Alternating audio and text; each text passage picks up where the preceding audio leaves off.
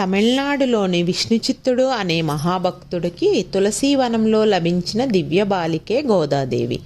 చిన్నతనం నుండే శ్రీరంగనాథుడినే తన భర్తగా భావిస్తూ అచంచలమైన భక్తితో జీవించింది. స్వామివారికి అర్పించాల్సిన పూలమాలలను తను ముందే ధరించి అద్దంలో చూసుకునేది తన స్వామివారికి తగిన వధువేనా అని. ఒకరోజు ఇది చూసిన విష్ణుచిత్తుడు బాధపడి ఆ మాలలను పక్కన పెట్టి స్వామివారికి వేరే మాలలను సమర్పించారు.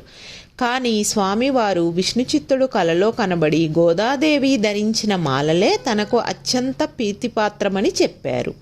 అందుకే ఆమెను ఆముక్తమాల్యద అని అంటారు. ధనుర్మాసంలో స్వామిని భర్తగా పొందాలని కఠిన వ్రతం చేసి 30 పాశురాలతో తిరుప్పావై అనే దివ్య గ్రంథాన్ని రచించింది. ఆమె భక్తికి మెచ్చిన శ్రీరంగనాథుడు గోదాదేవిని వివాహం చేసుకోవాలని నిర్ణయించుకున్నాడు.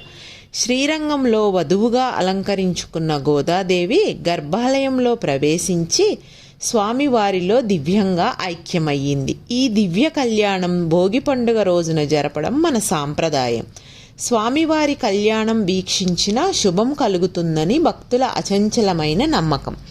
అందరికీ భోగి పండుగ శుభాకాంక్షలు. ప్లీజ్ నా వీడియో నచ్చితే లైక్ చేసి సబ్స్క్రైబ్ చేయండి.